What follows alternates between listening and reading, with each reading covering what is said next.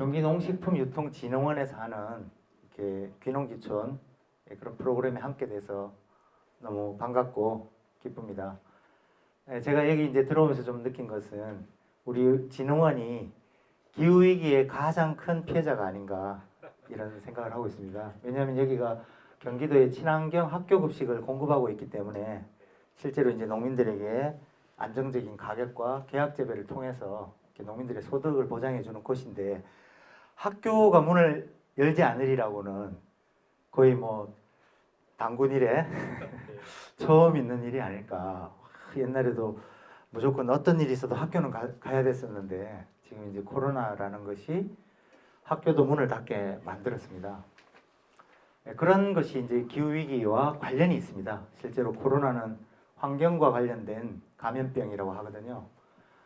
그리고 이 기후위기하고 농업은 아주 밀접한 관련이 있습니다. 제가 이렇게 생각을 해봤을 때 기후위기에 가장 큰 피해를 보는 직업이 뭘까?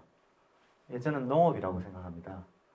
특히 이제 제가 지금 여주에는 특히 여주쌀이 유명한데 지금 수확량이 한 25%쯤 줄었다고 해요. 쌀값이 많이 올랐어요. 올해 쌀값을 올렸는데 농민들이 그 조합장님들하고 막 협상을 해서 농사가 안 됐으니까 좀 올려줘라 해서 조합장님들이 올려줘서 쌀값이 올랐는데 수확량이 25%가 줄어서 실제로 소득은 내려간 상황이 됐습니다. 특히 이제 농민들 같은 경우는 경비가 그대로 있으면서 뭐 예를 들어 이제 100을 번다고 하면 33은 이렇게 그 농기계비, 농자재비 이런 뭐 인건비고 또 33%는 토지 임대료고 그리고 남는 33%가 순소득으로 대부분 오거든요. 쌀농사 같은 경우. 근데 그 실제로 토지 임대료나 경작비는 줄지 않고 그대로 비용은 지불되면서 매출이 준 것이 그대로 순소득의 감소로 이어집니다. 그러면 실제로 25% 줄어든 매출은 소득으로 따지면 한 50% 좀 줄게 되는 거죠. 그러니까 월급 타시는 분들이 내 월급 25% 줄었어 하고는 다른 거예요. 여기는 매출에서 준 것이 소득에서는 그렇게 한 2배 이상 이렇게 반영이 되기 때문에 죽겠다는 얘기를 많이들 하고 계시고 그리고 고구마 같은 경우도 알이 안 들었습니다. 알이 없습니다. 그래가지고 손만 잘 되고 그래서 알이 없어서 그 농협에서 이렇게 일하시는 분들이 와서 열심히 이렇게 위탁해서 이렇게 캤어요. 그 위탁비를 줘야 되는데 그 캔 것을 다 팔아도 그 위탁비가 안 되는 거예요. 그래서 그런 일들이 지금 벌어지고 있어서 이 기후위기의 가장 큰 피해자가 농민이 아닌가. 그래서 농민들이야말로 이 기후위기를 해결하지 않고 또 이것에 대한 대책을 세우지 않고 열심히 농사를 지어도 어렵다. 힘들다. 또 잘 팔아도 힘들다. 그래서 이 부분을 저희들이 어떻게 대응을 할까? 제가 이제 이런 질문을 많이 받았는데 그래서 이제 나름대로 기후위기에 대해서 이제 공부를 좀 해봤습니다. 해봤더니 실제로 매우 심각한 상황이다. 여러분 지구가 파랗게 보이는 이유가 뭔지 아세요? 하늘이 파래서? 물 때문에. 예, 지구 표면을 덮고 있는 물 때문에 지구가 파랗게 보이거든요. 그래서 지구를 물의 별이라고 합니다.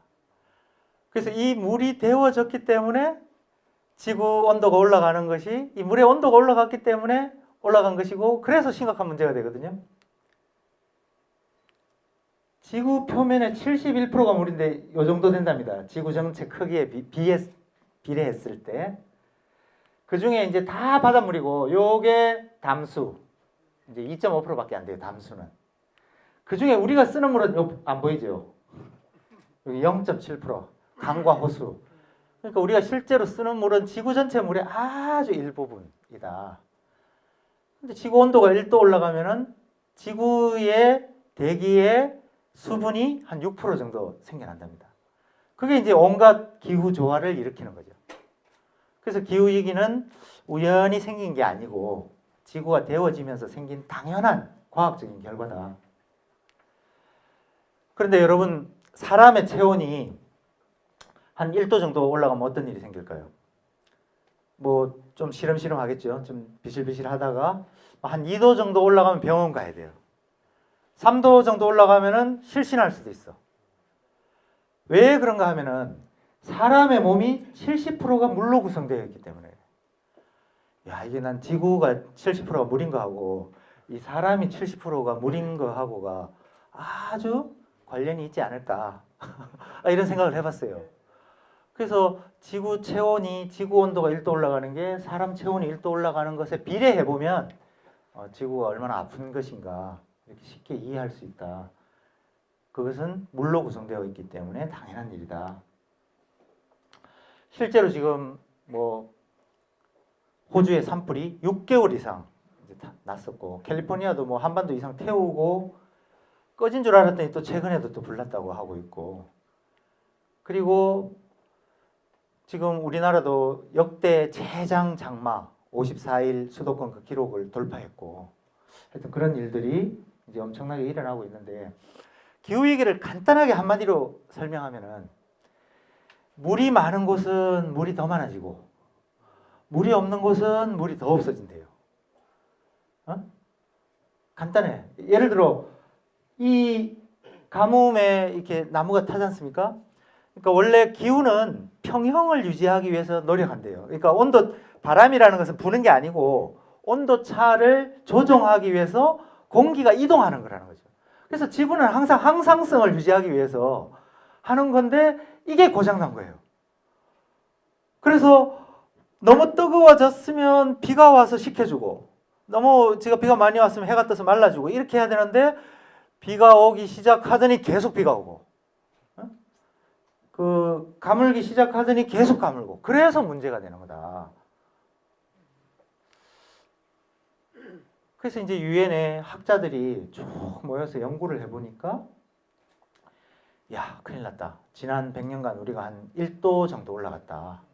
지구 지금 평균 온도가 원래 한 14도라야 맞는데 한 15도쯤 돼버린 거예요. 1도 정도 올라갔는데 이 난리를 치는데, 그 1도 올라가면은 하여튼 지금 이런 위기가 오는데 이대로 두면 앞으로 곧 1.5도, 곧 2도에 이렇게 도달하겠다. 근데 1.5도에 도달하면은 그 고위도나 이런 데는 평균이 1.5도니까 3도, 4도 올라가는 데가 생기는 거죠. 그리고 북극의 빙하도 막 이제 녹아 들어가고, 지금도 녹고 있지만, 근데 2도쯤 되면은 뭐 아주 이제 그 회복하기 힘든 정도로 이렇게 많이 망가진다. 3도 되면 이제 그때부터는 멸종 얘기가 나오니까 인류가 이제 사라질 수 있다라는 정도로 심각한데, 여기서 연구를 해보니까 앞으로 2030년까지 10년 내에 이 온실가스를 반으로 줄이지 않으면 이제 이런 결과를 맞는 거예요. 1.5도가 될 수도 있고 2도가 될 수도 있고 빠르게 상승을 하기 때문에 어떻게 하면 앞으로 10년 안에 온실가스를 반으로 줄일까 하는 것이 이제 심각한 문제가 되게 됐습니다. 그래서 아마 역사에는 21세기는 기후위기의 시대로 기록될 것이다. 제가 볼 때 앞으로 10년은 아마 우리가 가장 심각하게 우리 사회를 위협하는 것이 코로나, 그리고 코로나는 기후위기의 결과물이기 때문에 이 기후위기라는 것이 지금 우리 현재의 가장 큰 문제가 될 것이다. 이것은 이제 테슬라와 토요타의 이제 주가 얘기인데, 이 주식하는 사람들도 이 기후위기를 빠르게 감지하고 있다. 앞으로 이제 전기차, 앞으로 이제 전기차 회사 가격이 주가가 이제 폭등한 거죠. 그래서 올해는 7월 달인가 이 테슬라가 토요타를 추월했어요. 시가총액이. 근데 웃긴 거는 1, 4분기에 봤더니 여기는 10만 대 생산했고 여기는 240만 대를 생산했는데 가격은 이걸 추월해 버린 거예요. 그래서 이거 놀라운 일이다. 그렇게 이 자동차 주식에서도 앞으로는 전기차에 대한 기후위기에 대한 얘기가 나오고 있다. 여기 보시면 2025년부터 노르웨이는 우리가 쓰는 이런 내연 기관차를 판매를 금지한다고 합니다. 2030년은 네덜란드, 아일랜드, 슬로베니아, 이스라엘, 인도, 2032 스코틀랜드 이렇게 있는데, 우리는 지금 아무 생각 없이 자동차를 타고 왔잖아요. 그리고 아무 생각 없이 자동차를 타고 가고 있잖아요. 이렇게 그 빠르게 우리가 온실가스를 줄이기 위한 노력을 해야 되는데 사실은 우리가 아무렇지 않게 일상생활을 하고 있다. 그래서 그것이 문제다. 이 사람은 레리 핑크라는 사람인데 우리 돈으로 하면 한 7천조 정도의 이렇게 자산을 운영하는 어마어마한 자산, 세계 최고의 자산 운영 회사의 이제 대표인데 앞으로는 기후 위기가 가장 큰 투자 리스크다. 그래서 석탄 화력에 투자하는 회사에는 투자하지 마라. 왜냐하면 저 주가는 언젠가 작살나는 수가 있다. 그래서 이 사람이 이제 우리나라 한전이 외국의 석탄 회사에 투자를 해요. 그래서 이 사람이 한전에 돈을 빼라. 지금 그래 한전이 뺐는지 안 뺐는지 모르겠는데 저기 다른 나라는 한전에 투자한 걸 뺐어요. 최근에. 그래서 한전 주가가 폭락했어. 그것처럼 이제 기후 위기가 이 돈의 세상에서도 이렇게 작용이 되고 있다. 예, 이거는 미국에 있는 이제 풍력 그 단지인데 농장이죠. 요새 미국에서 제일 잘 사는 사람들이 누군지 아세요? 미국에서 제일 부자들이 농민이래요. 넓은 농장에 이거 몇 대 갖다 놓고 돌리는 거야. 이거 소 키우는 것보다 훨씬 돈이 되는 거예요. 그래서 우리나라가 뭐 막 비싼 걸 만들어서 이거 어디다 팔지? 그랬더니 미국의 농민들한테 팔면 된대. 그 사람들이 지금 돈이 제일 많대.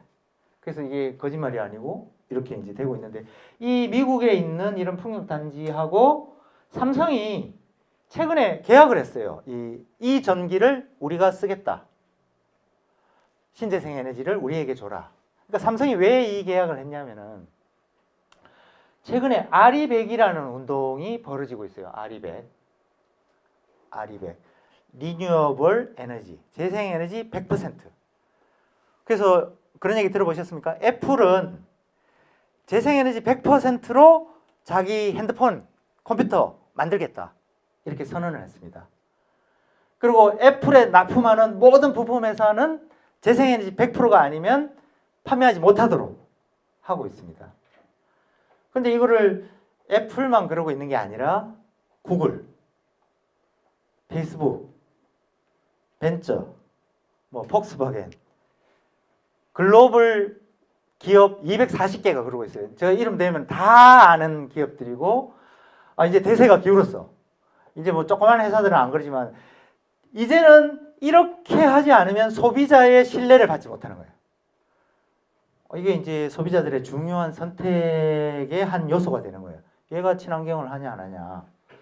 그래서 그 삼성도 미국의 풍력과 이렇게 계약을 했고 삼성이나 대기업들이 우리나라 정부에게 계속 요구를 하고 있어요. 신재생 에너지를 계약하는 제도를 마련해 달라 그래서 지난해 8월, 올해 8월 이제 시작이 됐어요. 우리도 이제 그런 계약이 그 전면적으로 되진 않았지만 이제 시작이 됐다. 이제 세상이 이렇게 바뀌어가고 있다. 그런데 우리 농업에는 어떤 변화가 있을까? 근데 이제 우리 농민들은 이런 이제 피해를 많이 이제 보고 있음에도 불구하고 이런 기후 위기에 대해서 그 중요한 농업 이슈로 또 우리 문제로 이렇게 제기하는 그런 생각은 매우 작아요. 그래서 그런 부분들을 앞으로 좀 극복해야 된다고 보는데 이건 이제 조류독감 사진인데 조류독감은 왜 이렇게 백신을 안 할까? 이게 바이러스거든요. 이게 우리 지금 코로나 같이 바이러스인데 바이러스는 백신이 좀 어려워요. 개발이. 왜냐하면은 변이가 자주 생겨. 이 조류독감도 뭐 많아. I형, O형, N형, 뭐 1형, 3형, 5형 이렇게 붙어가지고 종류가 하도 많아가지고 올해는 어떤 형이 유행한다. 이제 이래가지고 백신을 이거 딱 일일이 놓겠습니까? 또 놔도 그 유형의 바이러스가 아니면 안 들으니까 소용이 없어. 그래서 지금까지 이제 이 살처분이라는 방법을 택하고 있고 또 이 살처분을 안 하면 안 되는 게 이게 인수공통 전염병이에요. 이 조류독감은 사람한테 와. 그래서 이렇게 안 할 수가 없는 건데 이게 이제 저도 느껴지기에 옛날에는 한 4, 5년에 한 번 했어. 그러다가 3년에 한 번 하다가 이제는 거의 한 해 걸러서 이렇게 하고 있다는 거죠. 구제역도 마찬가지고 그만큼 이 질병이 시시각각 우리에게 다가오고 있다. 그래서 어떤 학자가 이제 그런 경고를 했었어요. 기후위기는 질병으로부터 올 거다. 근데 이번 기회에 딱 이제 맞아 떨어진 거지. 우리 이렇게 보면은 이제 바이러스가 인수 공통 전염병이 사스 바이러스 우리 옛날에 들어봤잖아요. 유명했잖아요. 이것도 사스 코로나 바이러스더라고. 이 정식 명칭이. 메르스도 메르스 코로나 바이러스. 우리가 이게 처음 본 게 아니고 이미 우리가 겪었던 이렇게 바이러스인데 요번에 온 놈이 정말 이제 독하고 이제 전파가 빠른 거죠. 그래서 이미 이런 것들이 더 우리에게 가까이 와 있다. 생태계가 파괴되면 서식지가 줄게 되고 개들이 사람들에게 이렇게 다가오게 되는 거예요. 이제 우리 먹고 살 게 없으면 내려오잖아요. 민가로 내려오듯이 우리 질병하고 그 야생 동물하고 우리가 그만큼 가까워지게 되는 것이고 또 하나는 우리가 그들이 있는 곳으로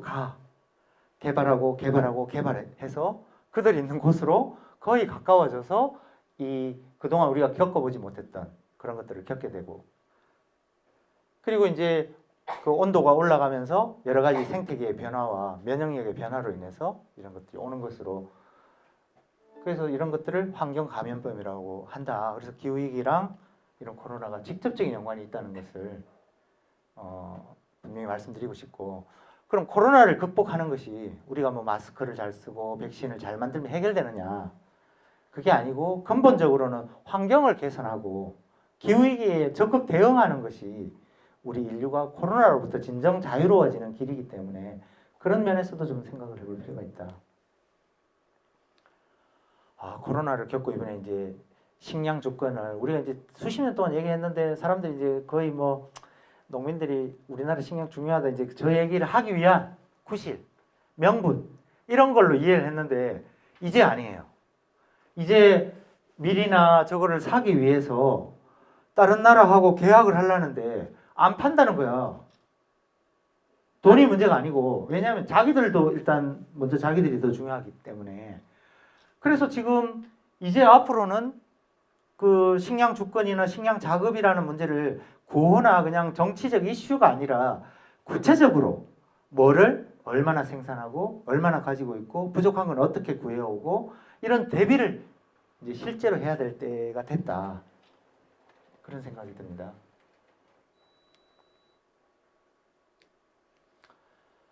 그래서 농업 분야가 이제 가장 큰 피해자인데 또 한편 지금의 산업화된 농업은 기후위기에 굉장히 많은 악영향을 미쳤습니다. 기후위기를 온실가스를 많이 만들어내고 있습니다.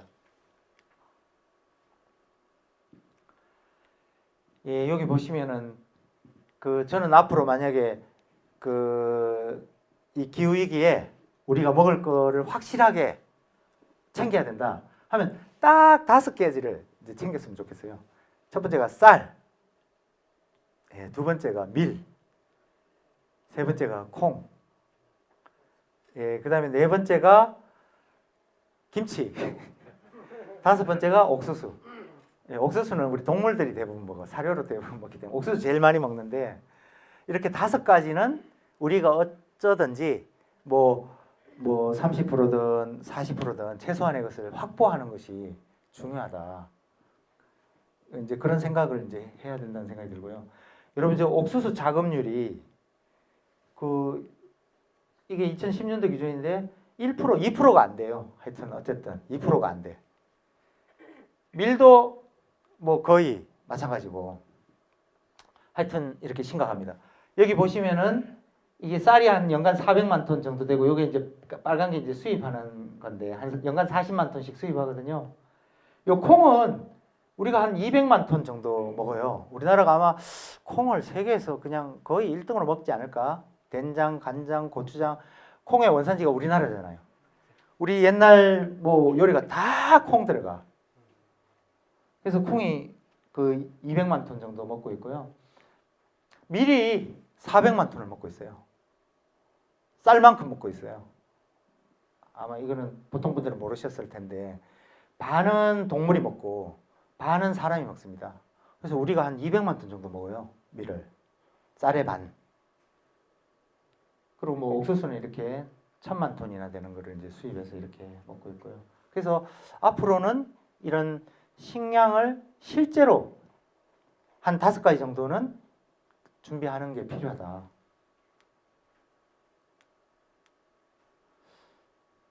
특히 이제 저는 밀을 꼭 작업해야 되고 우리 아이들은 우리 밀을 먹여야 된다고 생각을 하는데 이 2015년도에 이제 국회에서 요청해서 식약처에서 조사한 자료를 받아봤더니 수입 밀에서 제초제 성분이 나왔어요. 수입밀 32점에서 30점이 쌀 제초제 기준을 초과했어. 쌀 제초제 기준이 얼마냐면 0.05 ppm이거든요. 근데 야 32점 들어왔는데 30점이 초과했으면 거의 다 초과했다는 거 아니냐. 그런데 쌀의 기준보다 더 많은 허용 그 제초제가 밀에 들었는데 먹어도 괜찮을까? 괜찮겠습니까? 별로 안 괜찮겠죠. 그 밀을 아까 제가 말씀드린 쌀만큼 먹는데 반 정도 먹는데 그 왜 이게 들어올까 봤더니 이렇게 기준치가 달라요. 허용 기준치가 쌀은 0.05 ppm인데 밀은 이거 옥수수로 나왔는데 밀입니다. 밀은 5 ppm으로 돼 있어요. 밀은 5 ppm. 그러니까 100배나 느슨해. 0.05랑 5는 100배 차이잖아요. 콩은 20 ppm으로 돼 있어. 400배나 느슨해. 그러니까 이거는 국민 건강을 위해서 정한 기준인지 수입하다가 혹시라도 걸릴까봐 이게 정한 기준인지 알 수 없는 걱정되는 이런 대목인데요. 그래서 저는 이 밀은 꼭 우리 아이들에게는 우리 밀을 먹였으면 좋겠다 이런 생각이고요. 우리 밀 작업할 수 있거든요. 얼마 옛날에 다 했잖아요. 이모작 다 했잖아요. 안 한 게 아니라. 그 이제 수입 밀에 이런 제초제가 왜 이렇게 많이 나오냐면 여기 보시면은 이 미국이나 이런 데 밀농사를 지을 때 밀을 수확하기 전에 이 제초제를 한번 뿌려. 왜 뿌릴까요? 예? 비슷했어. 예? 예, 이 뿌리는 이유는 그 밀을 일단 죽이려고. 밀을 죽이면은 그 밀이 서서 마르잖아요. 그럼 마른 다음에 베면 되잖아. 예? 우리 어릴 때 기억나세요? 여기는 어릴 때 미 기억날 만한 사람이 잘 없는데 우리 동원 씨 기억이 날란가? 어릴 때 길 가다 보면은 밀을 우리가 막 아스팔트에 비벼서 까먹은 기억이 있는데 밀을 이렇게 말려요. 그러니까 그런 작업을 안 하는 거죠. 말리는 걸 안 하고 이렇게 제초제를 싹 뿌려가지고 죽여가지고 싹 털어가지고 뭐 물론 보관도 잘 되겠지. 벌레 안 먹겠지 이제. 그래서 이런 것들을 우리의 먹거리로 바꾸는 거 그게 앞으로 기후위기 시대에 우리 농민들이 해야 될 역할이 아닐까. 그리고 우리 기농기촌 하시는 분들도 이런 주곡을 해야 되지 않을까. 근데 이 주곡을 하려면은 정부가 제도를 잘 만들어줘야 돼요. 안 그러면은 저 가격이라든지 뭐 콤바인 한 대에 뭐 1억씩 하고 트랙터 한 대에 1억씩 하고 이 넓은 면적을 하려면 땅 그거 빌리는 데만 해도 엄청나게 돈이 들어가는데 어쨌든 이제 앞으로는 국내산으로 바꿔 나가는 그런 계기가 될 거다. 그리고 이제 이렇게 이제 군대에도 우리 경기도처럼 이렇게 친환경으로 이제 공급을 시작했죠. 그 이것도 이제 필요한 것 같아요. 왜냐하면은 학교가 못 믿겠어. 옛날에는 학교가 제일 믿을 만한 시장이었는데 학교 급식을 이렇게 무상으로 하면서 친환경으로 하면서 학교 급식에 들어가는 농산물이 사실은 제일 좋은 농산물이거든요. 예? 현장에서 계약 재배해서 바로 수매해서 이렇게 유통되고 있기 때문에 제가 봐서는 시스템으로 보면 호텔에 들어가는 것보다 좋은 거를 우리 아이들이 지금 먹고 있어요.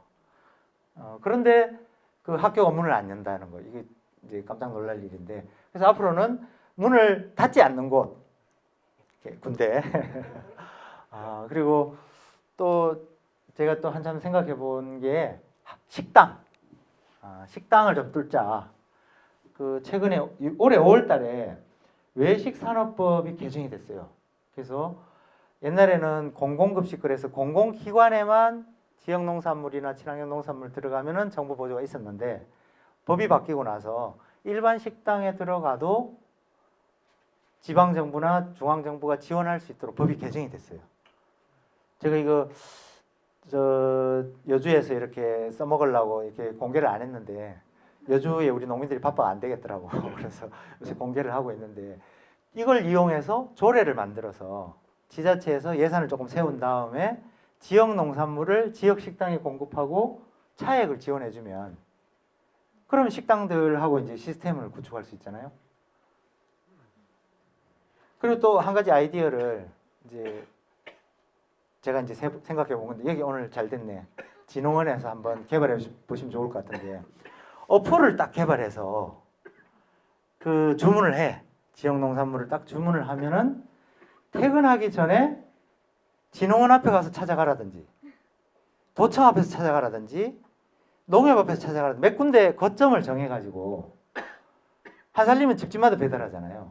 이러면 이제 택배비가 많이 나오고 온실가스가 많이 나오니까 그런 방식의 어플을 개발해서 이게 사람들이 퇴근할 때 찾아갈 수 있도록 물류 체계를 만들면 어떨까?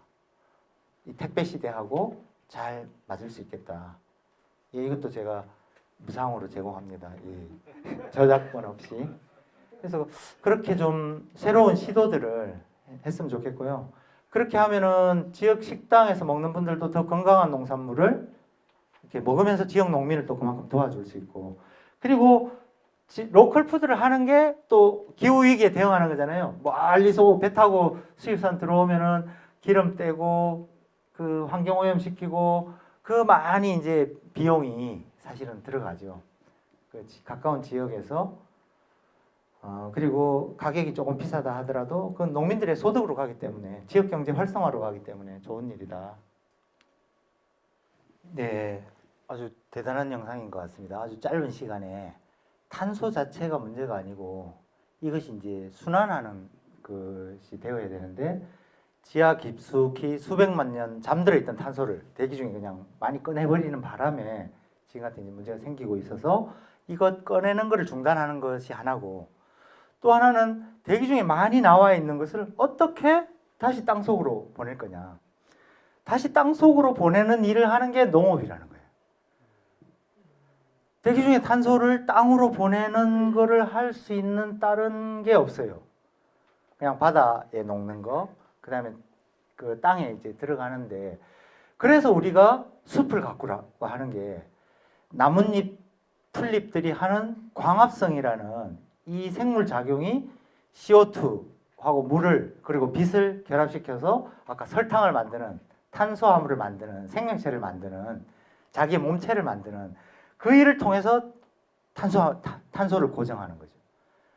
그래서 지금 미국이나 유럽에서는 농업과 산림이 굉장히 중요한 이 기후위기의 대응 방법으로 제시가 되고 있습니다. 그걸 탄소 농업이라고 하고 있습니다. 실제로 농업은 그 CO2를 많이 발생시키는데 여기 보면은 메탄, 그 축산 분뇨에서 나오는 메탄, 뭐 그리고 소들의 트름, 그리고 우리는 논에서도 많이 나와요. 물이 잠겨 있는 논에서도 메탄이 많이 나오는데 메탄은 CO2에 비해서 온실 효과가 한 30배, 경우에 따라 조금 다른데 평균 한 30배 정도 높습니다.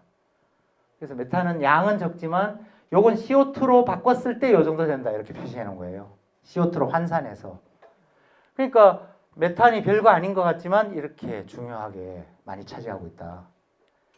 그리고 여기 N2O, 이렇게 질소 화합물, 요게 이제 화학 비료에서 발생해요. 결코 적지 않은 양이죠. 그러니까 우리 화학 비료 뿌린 그 질소가 공기를 만나서 질소 산화물이 되면 이게 대기로 올라가서 온실가스 효과를 내는데 CO2의 한 300배쯤 돼요. 그래서 이걸 CO2로 환산하면 이렇게 덩어리가 큰 거예요. 그러니까 농업 분야에서 발생하는 CO2나 메탄이나 이 질소 산화물이 이 엄청나게 많다는 거죠. 전체적으로 보면은. 그래서 농업을 어떻게 개혁하느냐 하는 게 이 발생을 어떻게 줄이느냐는 문제와 연관이 되어 있기 때문에 우리가 농업을 저건 뭐 돈 안 되고 그래서 지금 좀 문제야. 지금 우리 그린 뉴딜 정부가 추진하고 있는데 이런 면에 대한 고려가 부족하다고 생각이 드는 거예요. 농업을 어떻게 개혁하느냐에 따라서 CO2를 많이 배출을 줄일 수 있는데 배출된 CO2를 줄일래도 돈이 많이 들겠지만 배출이 덜 되게 하면 그만큼 돈을 아끼는 거잖아요. 그래서 그 부분에 대한 관심이 필요하다. 그래서 이것은 뭐 대체로 세계적인 평균이니까 우리하고 똑같지는 않습니다만 하여튼 전력 생산 부분에서 그 1등으로 많이 온실가스가 나오고 그다음 두 번째 2등이 식량과 토지 부분에서 나오고 있다. 산과 들 우리 예. 그 세계적으로 농업 생산성이 가장 높은 나라가 어딘지 아세요? 네덜란드? 덴마크? 예, 우리나라입니다. 여기 보시면 이 뉴질랜드에 비해서 곡물 생산이 7.5배. 우리 면적은 작지만 뭐 채소는 한 10배 이상 생산하고 네덜란드에 비해서도 이렇게 우리가 더 경쟁력이 있어요. 아마 세계에서 농사 제일 잘 짓는 농민들이 우리나라 농민들이에요. 왜냐하면 못 지으면 금방 문 닫기 때문에 열심히 이제 지어서 세계에서 기술이나 이게 최고의 농민이 됐어. 그런데 이 과정에 우리가 환경에 많은 부담을 줬어요. 요거는 이제 2010 뭐 3년 4년 자료라 해마다 조금씩 달라지기 때문에 그 통계가 그대로 이제 쓸 수는 없지만 대체로 우리나라가 화학 비료 사용량이 거의 세계 1등이에요. 부끄럽게도. 그리고 농약 사용량이 OECD 평균의 14배. 지금은 이제 조금 줄었습니다만은 하여튼 이것도 거의 뭐 세계 2등가라면 서러워할 정도로 이렇게 우리 많이 가고 있어요. 그리고 에너지 사용량은 37배. 어마어마하죠. 우리가 저기 하우스에 그 안에 터널에 저 전열선 깔아서 겨울에 난방해서 이제 그렇게 농사를 짓거든요. 그러니까 에너지 사용이 어마어마하게 많다. 이런 것들이 환경에 대한 부담을 많이 주고 있다. 그래서 2014년에 환경부가 전국 규모를 이렇게 조사를 해봤더니 질소 성분이 너무 많이 나온 거예요. 이건 옛날에 그 4대강이나 뭐 이렇게 보를 만든 다음에 이런 녹조가 많이 생겼을 때 이제 그런 것이고요. 이렇게 이제 물도 많이 오염이 돼 있다. 그리고 우리나라가 이제 농가 수는 줄지만 사육대 수는 계속 늘어가지고 거의 우리가 세계적인 축산국가입니다. 나라는 좁지만. 그 2016년도에 보면은 1등이 돼지였어요. 제가 아마 올해도 1등이 돼지가 아닐까 싶은데 2등이 쌀이었고 3등이 소였고 4등이 보면은 다 이게 축산물이에요. 그러니까 우리나라가 쌀이 뭐 대단한 것 같지만 양만 많았지 실속은 없습니다. 그래서 우리가 축산을 많이 하고 있다. 그런데 우리 그 축산을 살펴봤더니 우리나라 토양에 축산이 좀 과잉이에요. 그런데 화학 비료도 과잉이야. 화학 비료는 한 40%쯤 과잉이고 가축 그 축산은 또 한 30%쯤 과잉이고 우리나라 토양이 감당할 수 있는. 그래서 이런 심각한 환경 문제에 대해서 우리가 또 생각을 해야 되겠다. 그래서 기후위기에 대응해서 우리가 어떻게 환경을 살릴 것인가. 또 이렇게 논에서 볏짚을 많이 베내고 볏짚이 나갔으니까 이제 또 비료를 많이 넣잖아요. 그래서 이런 방식을 바꿀 필요가 있다. 그래서 우리 농업을 저는 이렇게 바꿔야 된다고 봅니다. 우리 축산에서 나오는 가축분 퇴비를 화학비료 대신에 논밭에다가 넣는 거죠. 그리고 논밭에서 풀과 이 조사료를 키우고 이 수입산 사료를 줄이고 이 먹이가 되도록 이렇게 이제 옛날에는 다 이렇게 했거든요. 다시 이렇게 옛날 방식으로 이렇게 순환을 해야 그 자연도 건강하고 아까 퇴비를 땅에 뿌리면은 그 영상에서 보신 것처럼 탄소가 다시 땅으로 돌아가는 거죠. 그리고 화학 비료는 금방 물에 녹기 때문에 발끈하잖아요. 그래서 금방 용탈이 돼서 그 아까 질소산화물이 되기 쉽고 이렇게 퇴비에 들어있는 유기물들은 이렇게 붙들고 있기 때문에 서서히 이제 분해가 되기 때문에 그 용탈되지 않고 땅으로 흡수가 되는 겁니다. 하여튼 이런 방식으로 그 앞으로는 퇴비나 액비를 귀한 거름으로 이렇게 사용하고 뭐 이렇게 쓰기도 하지만 이 중에 또 많은 양은 정화 처리해서 강으로 또 방류가 되는 양도 적지 않습니다. 그래서 그런 것들을 좀 바꿔 나가야 되는데 그 경기도에서 한번 시범 사업을 하자고 제가 이제 제안을 했어요. 이제 우리 농정국장님 좋다 그래서 지금 좀 추진하고 있는데 시범 지역을 정해가지고 봄에 이제 그 가을에 그 화학 비료를 넣지 말고 가축분 퇴비를 이렇게 쭉 뿌려주자. 아예 농민들한테 뿌려주고 거기서 이제 농사를 짓도록 그리고 그 차액 화학 비료하고 차액을 지원해줘서 그래서 농업을 좀 바꾸는 쪽에 우리가 돈을 쓰자. 그 계산해봤더니 얼마 안 되더라고요. 생각보다. 왜냐하면 퇴비 한 포가 싸거든요. 3,500원. 그것도 이렇게 이런 단체로 하면 한 3,000원 해준다니까 이렇게 그렇게 좀 바꿔갈 필요가 있겠다. 근데 그렇게 바꿔가려면은 제도를 바꾸지 않으면은 환경을 지키는 농업으로 탄소 농업으로 가고 싶어도 못 갑니다. 개인적으로 그렇게 하다가는 금방 망하죠. 그러면 어떻게 해야 되느냐? 여기 같은 경우는 스위스는 여기 보시면 아래쪽에 이 파란색이 농산물 판매 가격입니다. 그럼 이 회색이 뭐냐면 비용입니다. 그러면 가격이 비용보다 낮기 때문에 적자입니다. 그러니까 스위스 농민들은 농산물 팔아서 적자인데 이게 직불금입니다. 이만큼이. 환경을 지키는 공익적 활동에 대한 직불금이. 그러니까 그 사람들은 그런 하는 걸 하는 거예요. 근데 우리는 이런 것을 보장하지 않고 농민들에게 그런 공익적 활동을 하라 그러면은 말이 안 되잖아요.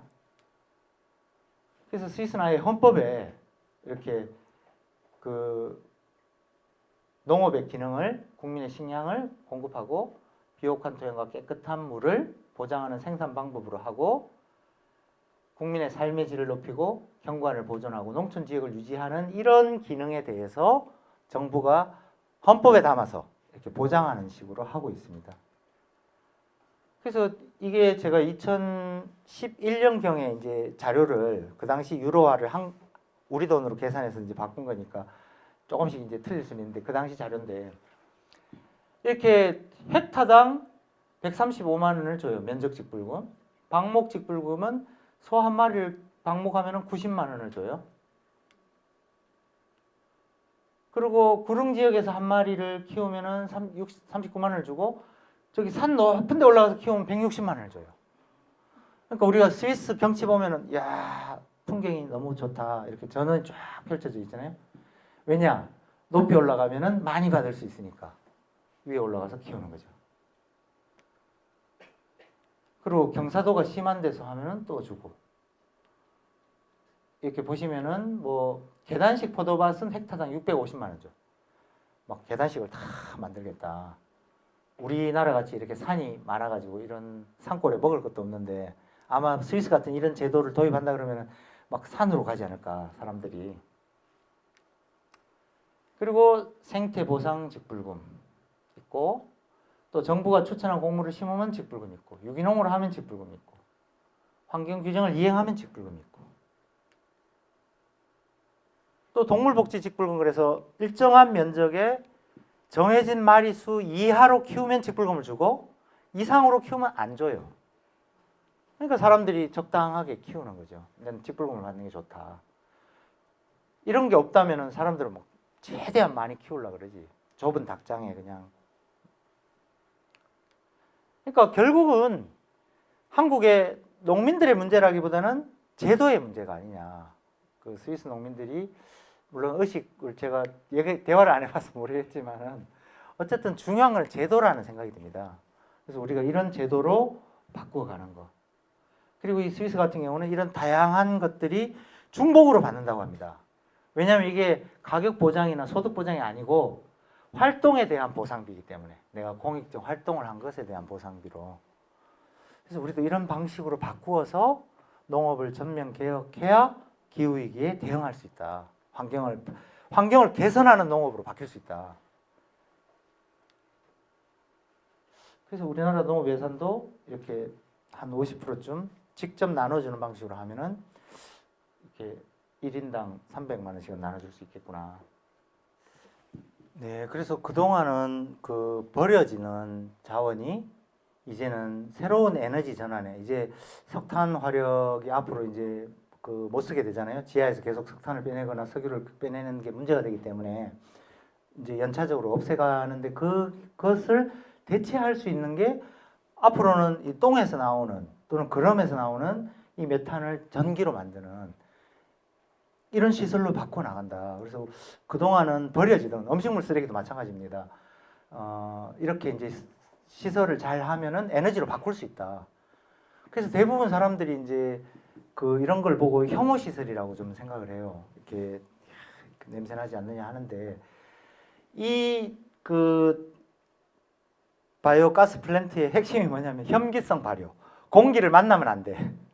그리고 메탄이 이렇게 가볍거든요. 이 올라가는 거를 딱 포집해야 되기 때문에 가스가 새면 안 돼. 그러니까 냄새가 날 일이 없는 거죠. 그렇게 그 물론 설비비가 많이 들지만 저런 설비를 해서라도 깨끗하게 처리하고 가스로 버려지는 게 아니라 전기를 만들어서 이 재생에너지로 대체하는 이런 식으로 아까 유럽이나 선진국들은 가고 있는 거죠. 그래서 우리도 빠르게 이렇게 바꿔가야 된다. 이런 설득을 하고 있는데 대체로 이제 농촌분들은 이런 바이오 가스 플랜트나 이런 것을 본 적이 없기 때문에 뭐 축분 처리장이 온다 하면은 일단 반대를 하세요. 시위를 일단 하시는데 과거와는 다른 이런 시스템이라는 걸 알고 계시면 아 이게 친환경 시설이고 폐기물에서 자원으로 탈바꿈하는 시설이구나 하고 이렇게 이해를 하실 수 있습니다. 이거는 2008년에 4,700개인데 최근에 제가 듣기로는 독일에 이런 것들이 한 9,000개 정도 있다고 들었습니다. 독일은 대신 이렇게 축산 농장을 하려면 이걸 의무적으로 해야 된대요. 근데 의무적으로 하는 대신에 그거를 설치해서 20년이고 30년이고 그렇게 장기적으로 갚아가기 때문에 농가에게는 부담이 안 된다. 뭐 무이자로 이렇게 하고 있기 때문에. 근데 이제 독일이나 이런 데는 크잖아요. 땅덩어리가 크니까 이제 그렇게 하는데 우리는 한 농장이 그럴 수 없고 제 생각에는 뭐 면회 하나라든지 이렇게 이런 것들을 만들어서 여기서 생산된 전기를 여기서 쓰는 거죠. 지역에서. 그렇게 이제 앞으로 농촌이 바뀌어 가야 되지 않을까. 예, 이거는 최근에 그 케냐프라는 에너지 작물이라고 하는 건데 비료도 없이 딱 심으면은 순식간에 3m, 4m, 5m 이렇게 자란대요. 몇 달 만에. 그래서 이걸 베다가 소의 사료를 먹일 수도 있고 이걸 베다가 아까 그런 가스 플랜트에 아까 축산 분뇨도 넣지만 음식물 쓰레기도 넣지만 이런 작물도 넣어도 그게 발효가 되면서 또 메탄이 나와요. 그래서 이런 것들을 베다가 거기다 넣어서 가스를 발생시키는 앞으로 이런 농사를 우리가 앞으로 하게 되지 않을까. 저는 이 에너지 농사가 앞으로 우리 농촌에 굉장히 중요한 소득원이 될 거다. 왜냐하면 이런 것들이 도시에서는 불가능해요. 옛날에는 원자력 발전소 하나 세우면은 여기 수원시가 해결이 됐겠지만 이제는 앞으로는 안 돼. 그게 안 되는 시대에는 이렇게 농촌의 넓은 면적과 그럼 축산이나 태양광이나 이런 넓은 것들을 활용해서 에너지를 도시가 공급받을 수밖에 없는 시대로 가게 되는 거죠. 그래서 농촌은 스스로 에너지를 작업할 뿐만 아니라 도시 에너지를 공급하는 공급처의 역할을 하게 되면서 그 농촌의 소득으로 가야 된다 싶습니다. 앞으로 이제 이런 바이오매스 에너지 전환이 이제 굉장히 중요하게 되는데 이 특히 중요한 것이 태양광이나 풍력은 단점이 있어요. 장점은 뭐냐면은 한번 설치하면은 재료비가 안 든다는 거. 태양은 공짜고 바람은 공짜이기 때문에 그런 장점이 있는 반면에 태양광은 낮에만 된다는 거예요. 풍력은 바람이 불 때만 되는 거예요. 그래서 언제 전기가 안 들어올지 몰라. 우리가 태양광을 쫙 깔았어. 그런데 이거 오늘 날이 흐려서 전기가 안 들어오네? 그러면 이거 미치는 거죠. 그래서 이제 정부는 그동안 ESS라고 이렇게 저장 장치를 산업화해서 저장해서 쓰면 된다. 배터리처럼. 그랬는데 그게 불이 잘 나요. 불이 한번 나면 꺼지질 않아.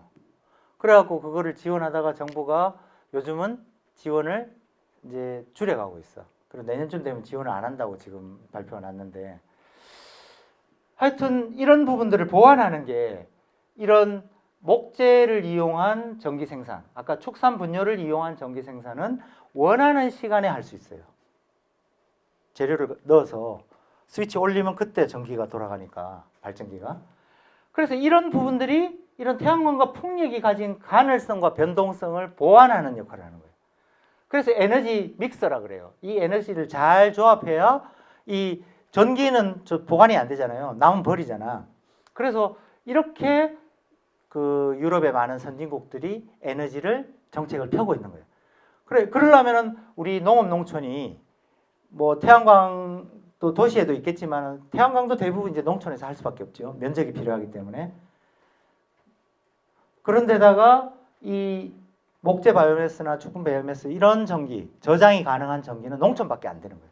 그래서 이런 부분들을 농촌에서 잘 생산하는 것이. 그래서 프랑스는 그 재생에너지 한 40%가 목재 에너지예요. 작아서 잘 안 보일 텐데 요 이제 녹색이 이 바이오 에너지입니다. 우리나라 아주 조금이죠. 근데 이만큼 바이오 에너지가 높은 것은 그만큼 그런 보완을 하기 위해서 그렇다라는 것이고요. 이 오스트리아의 귀싱이라는 산촌 마을이 있습니다. 여기도 참 먹고 살 게 없고 젊은 사람들이 다 떠나가서 거기에 한 공무원이 그런 생각을 했대요. 우리가 여기에서 외부로 나가는 에너지 비용만 지역에서 회수를 해도 지역 경제에 도움이 되겠다고 해서 여기에 그 목재 발전소를 이제 세우게 됩니다. 그래서 목재 발전소를 세워서 그 주민들이 이제 전기를 쓰고 거기서 나오는 열 같은 것들을 이제 시간이 지나면서 감가상각이나 이런 게 까져서 좀 전기료를 낮췄대요. 그랬더니 많은 기업들이 온 거예요. 그 전기를 쓰기 위해서. 그 값싼 열을 쓰기 위해서 많은 기업들이 와서 여기가 이제 유럽에서 제일 유명한 그런 에너지 자립 마을이 됐거든요.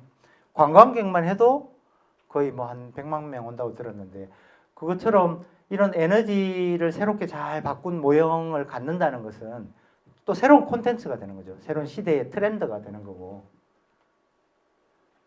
그래서 여기는 농민들이 뭐 나뭇가지 시간 날 때 나뭇가지 해다 놓고 또 볏짚이든 무슨 고추대든 제가 이제 거기 무슨 농사를 짓는지 모르겠지만 하여튼 그런 남은 것들을 밭에서 태워버리는 게 아니라 발전소에 가서 태워서 전기를 만드는 거예요. 그 밭에서 태우면 다 CO2예요. 그럼 밭에서 썩히면 메탄이에요.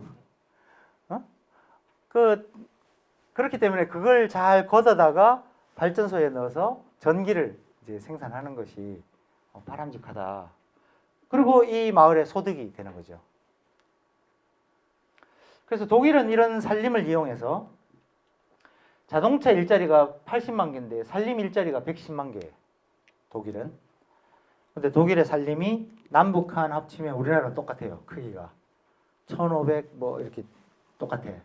근데 독일은 왜 110만 개 일자리가 있는데 우리는 남한만 하면은 10만 개도 안 되거든요.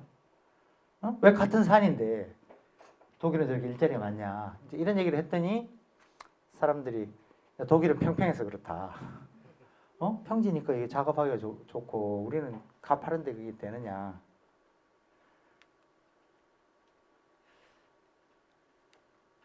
그런데 제가 이제 스위스나 오스트리아 그런데 우리보다 더 가파르잖아요. 그래도 거기에 일자리가 많아. 그래서 이 평평한 거는 상관이 없다. 그리고 우리 산림에 숲을 왜 갖고 와야 되느냐. 이거 보시면 2010년에 탄소 흡수량이 이 마이너스니까 CO2 배출량에 마이너스가 붙어서 CO2 흡수량이에요. 5,900만 톤. 근데 2016년에 4,800만 톤으로 줄었어요. 왜 줄었을까요? 세월이 6년이나 흘렀는데. 예? 예? 나무를 베서? 아니에요. 나무가 너무 빽빽해서 자라지를 못하는 거죠. CO2를 흡수한다는 얘기는 나무가 자란다는 얘기예요. 예? 광합성을 해서 탄수화물을 만들어야 자라야지 CO2를 흡수하는데 자라지를 못하는 거예요. 우리나라의 나무의 나이가 지금 이제 우리나라 나무는 나이 똑같아요. 전국에 거의 다 40년생이에요. 70년대에 다 심겼기 때문에 나이가 다 똑같아. 거의 40년, 50년 돼가고 있어요. 그 나이부터 CO2 흡수량이 뚝 떨어지는 거예요. 우리 사람도 여러분도 한 17살, 8살 되면 그 다음에 안 크잖아요. 늦게까지 크는 사람 가끔 있지만 그것 나무도 똑같아요. 어릴 때 쭉 자라다가 나중에는 안 커요. 그러면은 이렇게 선진국을 어떻게 관리하냐면은 CO2 흡수량이 최대가 되도록 관리를 해야지. 그래야 CO2를 많이 흡수할 거 아니에요. 그리고 그래야 CO2를 흡수한다는 거는 그 나이에 제일 잘 자란다는 거예요. 그 나이에 제일 잘 자라야 배다가 그게 산업에 이렇게 이용이 되잖아요. 근데 그러니까 우리나라 산림은 내가 산림을 가꿔야 된다. 임도를 닦고 숲을 가꾸고 거기서 에너지를 얻어야 된다 했더니 왜 숲을 해치냐. 자연 그대로 둬라. 절대 그대로 두는 게 답이 아니라는 거죠. 이렇게 CO2가 계속 줄고 얘들이 우리나라 산림은 색깔만 파랗지 숲의 기능을 못하고 있지 않느냐. 그래서 이런 자료를 보여주니까 많은 분들이 이제 이해를 하시더라고요. 아, 솎아줘야 되는구나. 우리 뭐 안 그렇겠습니까? 솎아주지 않고 어릴 때 묘목 요만한 간격으로 심어놓은 게 큰 나무가 돼서도 같은 간격이면은 걔가 자랄 수 있겠습니까? 그리고 그렇게 빽빽하면은 불이 나면은 답이 없는 거예요. 홀라당 이제 태워먹는 거예요. 최근에 우리 고성에 산불 났었잖아요. 재작년에. 그 피해액이 얼마인지 아세요? 지금 아직 다 계산을 안 했는데 3천억을 넘어서서 한 5천억쯤에 끝나지 않을까. 그 태워먹은 손해배상을 한전이 그 전봇대에서 탁 시작됐잖아요. 누가 그 잘 찍어놨지. 어디서 시작됐는지 모르면 누가 물어주겠어요? 근데 하여튼 한전이 그 전봇대에서 시작이 돼서 불이 붙어서 손해배상을 계속 이제 소송이 들어와서 하는데 뭐 2천 몇백억 이렇게 물어주고 다 끝나면 한 4천억, 5천억 이렇게 이제 피해가 될 것 같아요. 그래서 그 돈을 이렇게 나중에 관리하는 데 쓰지 말고 미리 이 산불을 예방하기 위해서 이렇게 좀 쓰자는 거죠. 그러니까 좋은 숲은 제가 이제 그 청와대에 있을 때 제일 좋았던 게 숲을 거니는 거였어요. 아침에 이제 사람들이 걷지 못하는 그 좋은 숲을 걸어보는 게 가장 큰 기쁨인데 거기 들어가면은 나무가 여기 한 그루 있고 여기 한 그루, 여기 기둥처럼 이렇게 멀리 있어요. 거기 가면은 근데 하늘은 꽉 차 있어요. 그리고 중간에 중간 크기 나무가 있고 뭐 큰 나무가 있고 층을 지면서 바닥은 훤하고 그러니까 훤하니까 빛이 들어오니까 풀도 자라고 그 위는 빽빽한 이게 이제 좋은 숲이거든요. 그러면 나무가 많이 나와. 목재도 많이 나오고 나무도 잘 자라. 근데 우리는 어떤 식이냐면은 그대로 우리나라 벼 심어 놓은 것 같이 그런 숲이에요. 발 디딜 틈이 없는 거야. 개도 들어가기 힘든 숲이에요. 우리 숲을 즐기지도 누리지도 못하지 이런 산불에 그냥 취약한 거죠. 그래서 우리 숲을 잘 가꾸는데 저는 돈을 써야 된다. 그러려면은 이 임도가 먼저 있어야 돼요. 그래서 독일 같은 경우는 나무에 이렇게 페인트가 칠해져서 언제 벨지가 정해져 있어요. 얘는 올해 벨 나무, 얘는 내년에 벨 나무. 그리고 결론적으로 이렇게 베면서 키울 나무. 그래서 그놈은 나중에 벤츠 한 대 값을 하는 거야. 나머지는 그리고 그러면 싹 빼고 그놈만 놔두지. 그게 또 안 되는 게 이 경쟁을 해야 나무가 위로 곱게 자란대요. 그러니까 계속 경쟁을 시키면서 솎아주면서 경쟁을 시키면서 이렇게 숲을 가꾸는 거죠. 그리고 일정한 면적의 관리사가 있어서 그 사람 허락 없이는 한 그루도 못 빼. 그 사람이 다 벨나무를 정하고 있기 때문에. 그리고 나무를 딱 베면은 이렇게 와이어를 딱 걸어서 이렇게 딱 차에 싣고 가면 되는데, 우리나라는 이 임도가 제대로 안 돼 있기 때문에 온 산을 다 헤집어 놓는 거죠. 저 나무를 베려면. 그래서 오히려 더 환경적으로도 문제다. 그래서 봤더니 이 독일 같은 경우는 헥타당 46m고, 오스트리아는 헥타당 45m고, 우리나라는 헥타당 3.4m예요. 임도 밀도가. 그러니까 이거 가지고 뭘 숲을 관리하겠냐.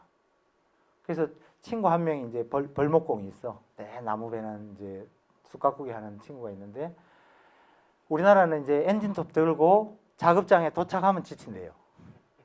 거기서 도시락 먹고 또 어두워지기 전에 내려와야 되잖아. 그래서 무슨 일을 하냐. 그리고 가지를 다 친 다음에 산에 다 버리고 와.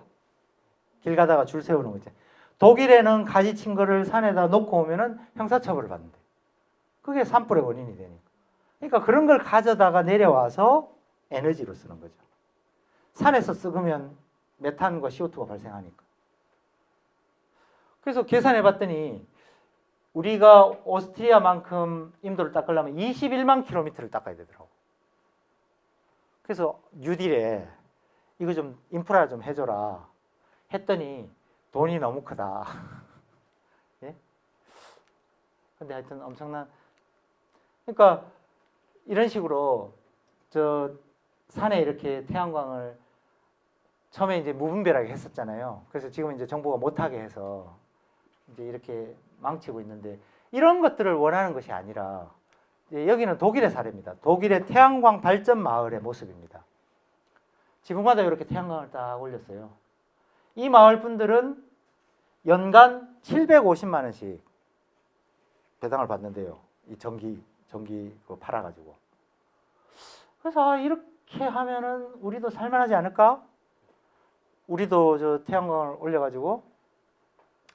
그런데 그 이제 귀농귀촌 하시는 분들한테 이제 정보를 하나 드려야 되겠는데, 일반 태양광 하는 업자들은 지금 거의 돈이 안 돼요. 거의 폭락했어. 그 정부가 보조금 주던 REC라는 게 있는데, 그게 이제 거의 폭락을 해서 지금 돈이 안 되는데, 농민들은 돈이 돼요. 농민들은 한국형 FIT라 그래서 20년간 보장을 해줘요, 가격을. 그래서 한 350평 이렇게 하면은 그 설비 빼고 이자 빼고 뭐 다 빼도 한 달에 한 100만 원 정도는 소득이 돼요. 왜냐하면 농민한테 특별히 혜택을 준 거예요. 그래서 이제 농촌에서 제가 이제 농민들 만나면 농민들에게 주어진 혜택을 잘 활용하자. 그리고 이렇게 마을 단위에서 함께 하자. 왜냐하면 노인네들이고 혼자 사업자 내고 뭐 하려면은, 물론 업자들이 다 해준대요. 업자들이 맨날 전화 와. 태양광 해준다고 하는데, 그런 대부분이 보면은 과거에, 지금 뭐 잘하는 사람도 있겠지만 잘못하시는 분들은 그 농민들이 가진 지붕만 빌려달라. 그럼 자기가 해서 자기가 실제 또 이익을 남기는 경우도 있고. 그래서 실제로 이런 독일이 이런 사례하고 우리나라 사례를 봤을 때, 독일은 이런 에너지의 주인이 지역 주민이라는 거예요. 저도 마찬가지로 지금까지 우리가 시골에 가면은 태양광 농민들 싫어해요. 마을에 옆집에 하면 싫어해요. 경관을 해치고, 시골에 그래도 경치라도 좋아야 되는데 저게 뭐냐. 그리고 축산 아까 그 하는 것도 싫어하지. 목재 발전소 하는 것도 싫어하지. 그러니까 에너지 전환은 해야 되는데, 농촌이 앞으로 에너지를 생산해 농촌뿐만 아니라 도시까지 써야 되는데 다 싫어해요. 그 왜 그랬나 제가 이제 살펴보면, 그동안 추진해 왔던 것들이 농민을 주인으로 세우고 하지 못했다. 이런 나라들은 수십 년 전부터 이 사람들이 실제로 이 태양광이 왜 중요한지도 알고 이걸 통해서 스스로 이익을 내잖아요. 그리고 우리는 뭐 보면 보수 언론이 태양광 하면은 우리 소 키우는 분들은 새끼도 안 생긴다더라, 기형아가 생긴다더라. 그러면 여기 사람들은 뭐 그러면 저 지붕에 올리고 사는데, 예? 몇십 년 전부터. 제가 한번 재봤어요. 전자파를 재봤더니 핸드폰보다 안 나와요. 패널은. 그 이제 다 모아갖고 인버터는 전자레인지보다 안 나와요. 직접 재봤어. 그래서 앞으로 우리 농촌에 이렇게 에너지 농사를 통해서 조금 젊은 사람들도 올 수 있게 해야 되지 않을까.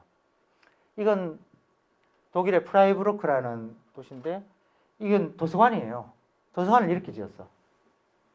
그래서 이 도시는 태양광으로 자기 도시 안에 전기를 다 작업하고 내다 판대. 이건 시청이에요. 그래서 우리도 이렇게 이제 바꾸어 가야 되는 시대를 이제 살게 됐다. 이건 운동장이고. 그래서 저 같은 경우는 앞으로 기후위기 시대에 우리 농민들이 할 일을 이렇게 이제 세 가지로 이제 요약을 하고 있는데, 첫 번째는 아까 먹거리, 이제 식량 주권, 식량 작업이 이제는 과거처럼 그냥 정치적 구호가 아니다. 실제로 창고에 그 비상식량 준비하듯이 우리 국가가 우리 국민들의 비상시에 필요한 것을 준비할 필요가 있다. 다 할 수는 없으니까 주요한 작물에 대해서 준비할 필요가 있다. 그 퍼센트를 정해서 실질적인 준비를 할 필요가 있고, 그리고 그걸 하면은 어떤 효과가 있냐면, 그렇게 하면은 밀과 콩, 아까 김치 이런 부분들에 일정하게 자급률을 높이면은 다른 농산물 가격이 다 보장이 돼요. 네? 다 보장이 돼요. 왜냐면은 많은 농민이 이제 그걸로 빠지기 때문에. 하여튼 그런 장점이 있고요. 두 번째는 앞으로 우리 기후위기에 대응해서는 CO2를 우리 농업이 덜 배출하고 더 많이 흡수하는 것에 공익적 가치를 인정하는, 그걸 통해서 농업을 친환경적으로 바꾸는 활동에 대해서 정부가 인정하는. 예를 들어 아까 그 나무가 제가 2010년에서 2016년까지 흡수량이 줄은 게, CO2 흡수량이 줄은 게 얼마냐면 1100만 톤이에요. 1100만 톤이면은 자동차 500만 대가 1년 동안 내뿜는 CO2 양이에요. 그럼 우리가 자동차 500만 대 1년 동안 내뿜는 CO2를 줄이기 위해서 정부가 하는 정책이 뭐냐면은 차 한 대에, 전기차 한 대에 1000만 원씩 주잖아. 차마다 조금 다르지만 1000만 원 줘요. 그러면 500만 대에 1000만 원씩 주면 얼마입니까? 50조예요, 50조. 그만큼의 CO2를 흡수하기 위해서 정부가 전기차에 돈을 들인다면 50조를 들여야 될 돈을 제가 볼 때는 한 5천억만 들여도, 아까 산림을 좀 솎아주고 해서 산림이 CO2를 더 흡수하도록만 해줘도 어떤 게 이익이냐. 그러니까 농업이 가진 가치를 새롭게 바라봐라는 거예요. CO2 흡수라는 측면에서. 그리고 아까 제가 이제 화학비료 뿌리고 축산분뇨 이렇게 이제 하는 거를 잘 순환하면, 온실 효과를 확 줄이잖아요. 그 질소산화물을 확 줄일 수 있고, 메탄을 확 줄일 수 있고. 그러면 그것을 줄이기 위한 사회적 비용을 얼마나 줄일 수 있느냐. 그 돈을 이런 농업을 하도록, 할 수 있도록 농민들에게 지원해라. 그래서 저는 앞으로 우리 농민들에게 이 기후위기는 좋은 기회가 될 수도 있고, 아니면 아주 처참하게 그냥, 지금도 어려워 죽겠는데 그 한 번씩 가뭄, 홍수에 두드려 맞아가지고 수확량 떨어져서 또 각종 질병에, 재해에 망할 수도 있고, 이 딱 갈림길에 서 있어요. 뭐 가만두면 그대로 이제 천천히 망하고 있는데, 기후위기 때문에 아마 더 빨리 망할 거야.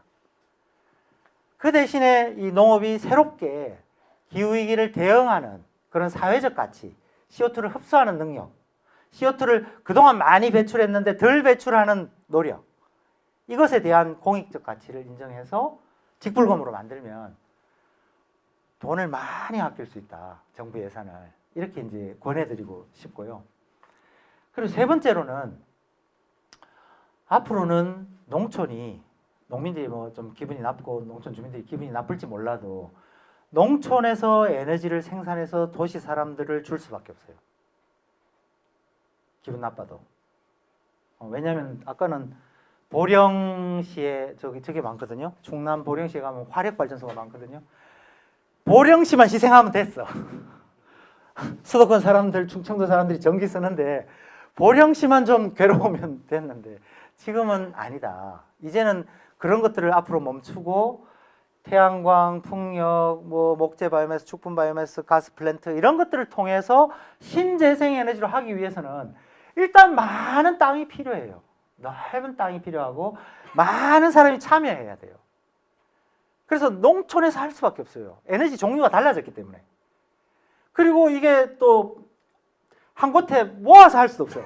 나무를 강원도에서 뱄는데 저 전라도 가서 되겠어요? 그 운송비가 더 들지.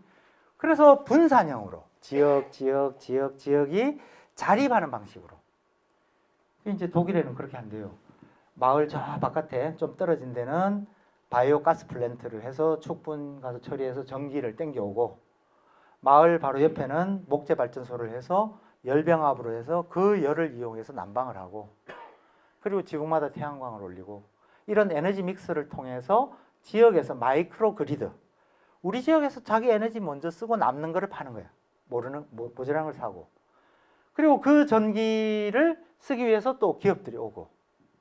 그러니까 이런 구조를 만드는 거예요. 그래서 저는 이 에너지를 가지고 농촌에서 생산할 수밖에 없는 것의 주인으로 주민 전체를 세우는 방법, 소득을 소득화하는 방법이 중요하다. 제가 이제 농민운동도 하고 이렇게 수십 년 농업계에서 이렇게 해봤는데, 이 먹거리 가지고 우리가 로컬푸드 하고 지금 열심히 우리 진흥원이 하고 있는 학교급식하고 공공급식 로컬푸드 하지만, 이것은 현재를 유지하는 데는 가능해요. 그것도 뭐 잘해야, 또 다도 아니잖아. 우리 전체 농민의 그 친환경도 한 10%밖에 안 되니까. 그런 이제 한계가 있는데, 이 에너지는 농민뿐만 아니라 농촌 주민 전체가 이것을 통해서 소득을 낼 수 있도록 어떻게 디자인하고 설계할 거냐. 그래서 폐기물이 이제는 자원이 된다. 그래서 아까 충남의 홍성의 어떤 에너지 자립 마을의 분들은 주민들이 결정해요. 우리가 여기 축분을 넣는 바이오 가스 플랜트를 이제 사람들이 넣자 했는데, 거기에 음식물 폐기물을 넣을지 말지를 그 마을 주민들이 결정하기로 했어요. 근데 제가 볼 때는 아마 그분들이 그걸 실제로 경험해보고 냄새가 나는지 안 되는지 확인되고 안전하게 운행이 된다면 넣을 거라고 봐요. 왜냐하면 축분을 이렇게 1톤 처리하는데 2만 원이라고 하더라고요. 그건 남는 게 없대. 이 플랜트를 돌리면은 뭐 1일 100톤을 처리해도 별로 남는 게 없대. 근데 이 음식물 폐기물을 조금만 처리해도 돈이 많이 남는 거예요. 음식물 폐기물을 지금 처리를 못 해가지고 도시에서는 톤당 15만 원, 톤당 18만 원, 톤당 20만 원 계속 올라간다는 거예요.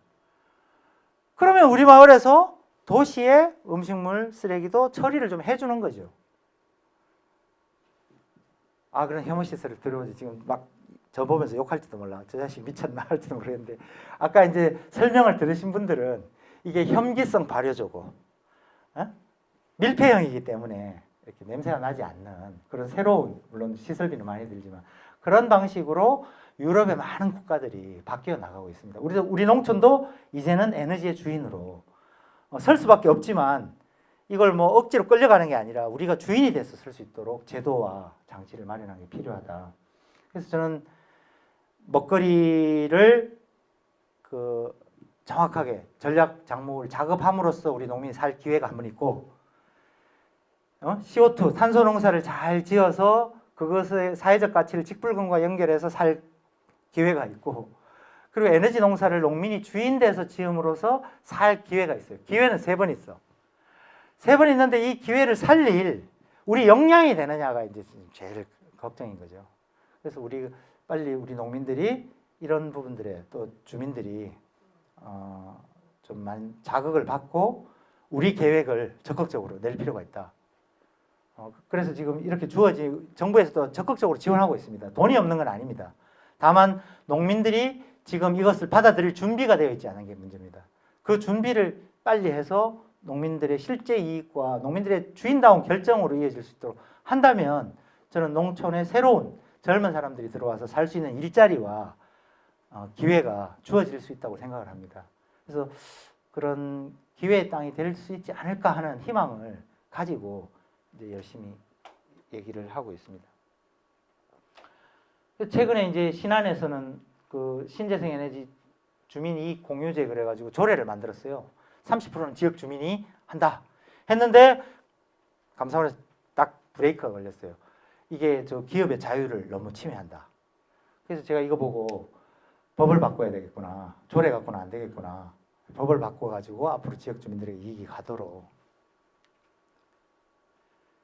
그래서 이처럼 앞으로 이제 이런 협동조합들, 마을 에너지 협동조합들을 통해서 마을에서 이렇게 하면 어떻겠냐. 이건 독일에 이런 에너지 협동조합들이 모여서 시민 전력이라는 이런 또 협동조합을 만들어서 여기서 에너지를 통제한다고 합니다. 그리고 대부분 에너지에 생기는 이익들을 지역 주민들이 배당으로 가져가는 이런 구조를 저희들도 만들어야 된다. 예, 이렇게 많다고 하고요. 예, 끝으로 그래서 앞으로 기후 위기 시대의 농촌은 저는 좀 긍정적으로 생각합니다. 우리 귀농 귀촌 하시는 분들은 다 희망을 가지고 이제 오실 거라고 생각이 드는데 아마 이런 부분들은 여러분들이 아마 지역 주민들보다 더 게임 이렇게 생각을 하실 수 있을 겁니다. 이런 부분들을 마을 분들하고 잘 조화를 이룬다면은 또 마을의 새로운 지도자로서 또 이런 보조자로서 함께 역할을 할 수 있지 않을까 생각하고요. 그런 먹거리, 환경, 에너지 농사를 통해서 새롭게 거듭나는 농업 농촌이 되기를 희망하면서 제 얘기를 마치겠습니다. 고맙습니다.